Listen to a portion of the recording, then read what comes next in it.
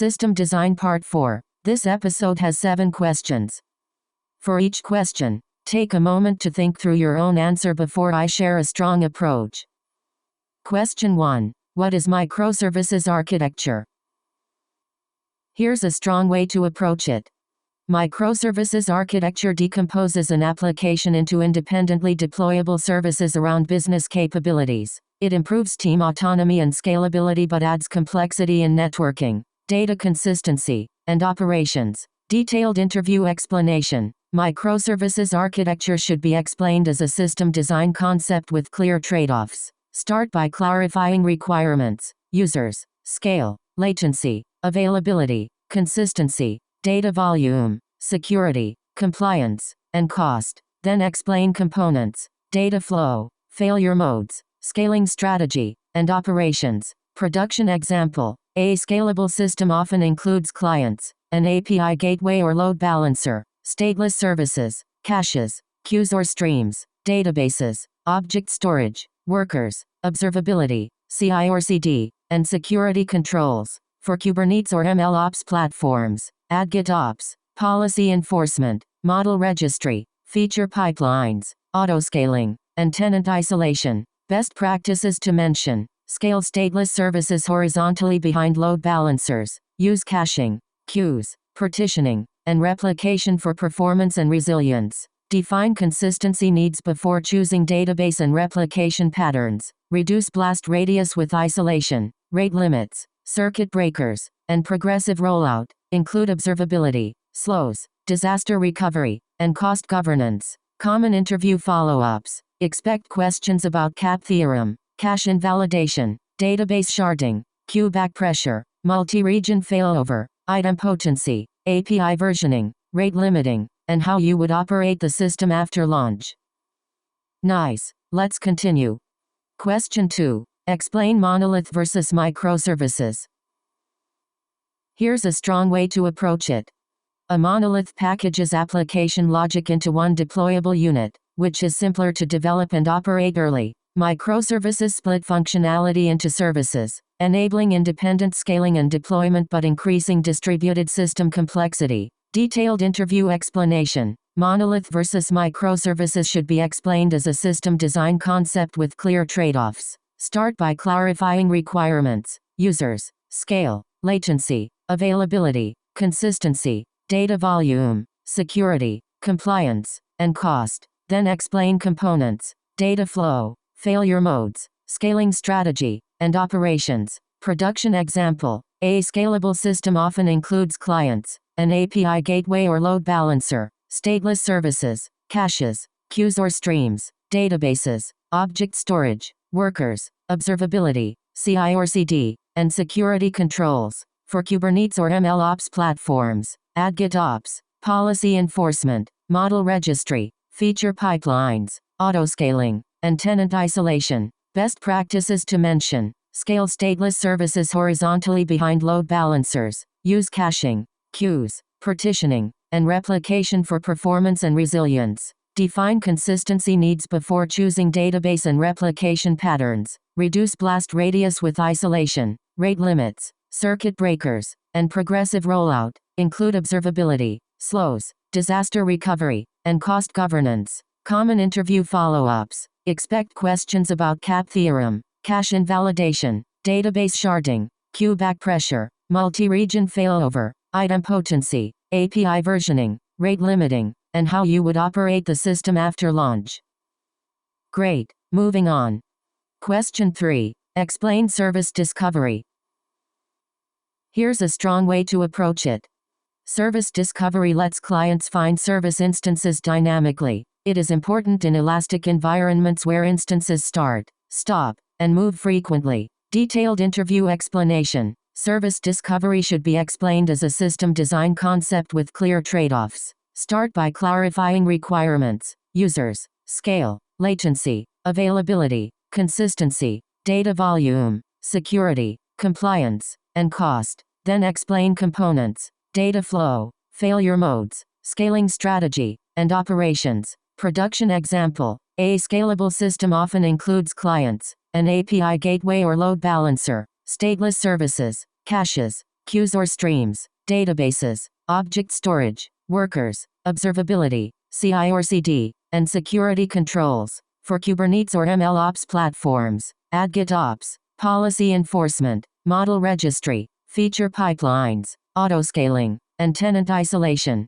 Best practices to mention: scale stateless services horizontally behind load balancers, use caching, queues, partitioning, and replication for performance and resilience. Define consistency needs before choosing database and replication patterns. Reduce blast radius with isolation, rate limits, circuit breakers, and progressive rollout. Include observability, slows, disaster recovery, and cost governance. Common interview follow-ups. Expect questions about CAP theorem, cache invalidation, database sharding, queue back pressure, multi-region failover, idempotency, API versioning, rate limiting, and how you would operate the system after launch.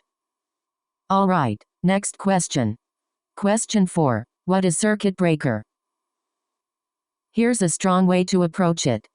A circuit breaker stops calls to a failing dependency after errors cross a threshold. It prevents cascading failures and gives dependencies time to recover. Detailed interview explanation. Circuit breaker should be explained as a system design concept with clear trade-offs. Start by clarifying requirements: users, scale, latency, availability, consistency, data volume, security, compliance, and cost. Then explain components, data flow, failure modes, scaling strategy, and operations. Production example: a scalable system often includes clients, an API gateway or load balancer, stateless services, caches, queues or streams, databases, object storage, workers, observability, CI or CD, and security controls. For Kubernetes or MLOps platforms, add GitOps, policy enforcement, model registry, feature pipelines, autoscaling, and tenant isolation.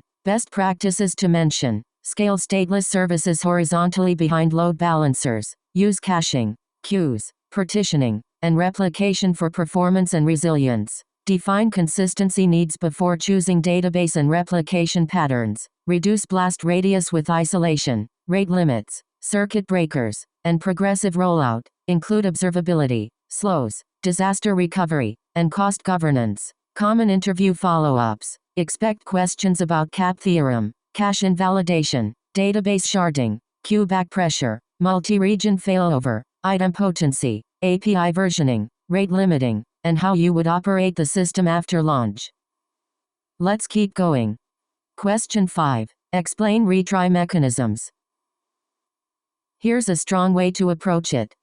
Retry mechanisms repeat failed operations when failures are likely temporary. They should use backoff, jitter, timeouts, limits, and idempotency to avoid amplifying incidents. Detailed interview explanation. Retry mechanisms should be explained as a system design concept with clear trade-offs. Start by clarifying requirements: users, scale, latency, availability, consistency, data volume, security, compliance, and cost. Then explain components, data flow, failure modes, scaling strategy, and operations. Production example: a scalable system often includes clients, an API gateway or load balancer, stateless services, caches, queues or streams, databases, object storage, workers, observability, CI or CD, and security controls. For Kubernetes or MLOps platforms, add GitOps, policy enforcement, model registry, feature pipelines,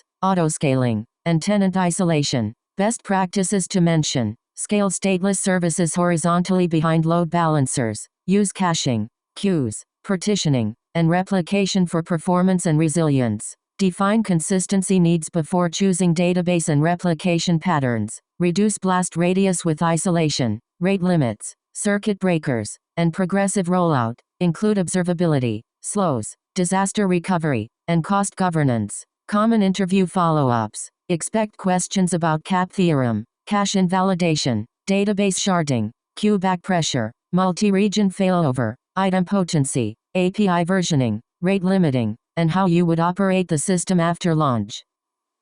On to the next one. Question 6. What is rate limiting? Here's a strong way to approach it. Rate limiting controls how many requests a client or service can make in a time window. It protects systems from abuse, overload, and noisy clients. Detailed interview explanation. Rate limiting should be explained as a system design concept with clear trade-offs. Start by clarifying requirements: users, scale, latency, availability, consistency, data volume, security, compliance, and cost. Then explain components, data flow, failure modes, scaling strategy, and operations. Production example. A scalable system often includes clients, an API gateway or load balancer, stateless services, caches, queues or streams, databases, object storage, workers, observability, CI or CD, and security controls. For Kubernetes or MLOps platforms, add GitOps, policy enforcement, model registry, feature pipelines, autoscaling, and tenant isolation. Best practices to mention: scale stateless services horizontally behind load balancers, use caching, queues, partitioning, and replication for performance and resilience. Define consistency needs before choosing database and replication patterns. Reduce blast radius with isolation. Rate limits, circuit breakers, and progressive rollout. Include observability, slows, disaster recovery, and cost governance. Common interview follow-ups. Expect questions about CAP theorem, cache invalidation, database sharding, queue backpressure, multi-region failover, idempotency, API versioning, rate limiting, and how you would operate the system after launch. Good. Here's another one. Question 7. Explain caching. Here's a strong way to approach it.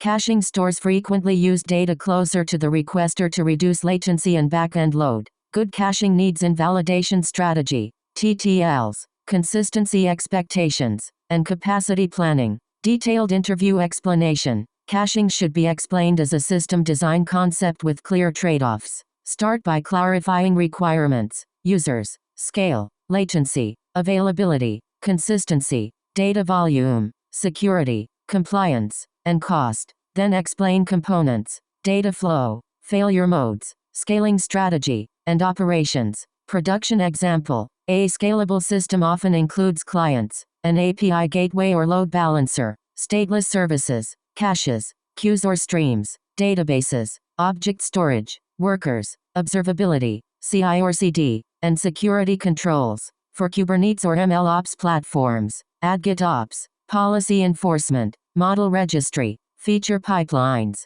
autoscaling, and tenant isolation. Best practices to mention: scale stateless services horizontally behind load balancers, use caching, queues, partitioning, and replication for performance and resilience. Define consistency needs before choosing database and replication patterns. Reduce blast radius with isolation. Rate limits, circuit breakers, and progressive rollout. Include observability, slows, disaster recovery, and cost governance. Common interview follow-ups. Expect questions about CAP theorem, cache invalidation, database sharding, queue backpressure, multi-region failover, idempotency, API versioning, rate limiting, and how you would operate the system after launch.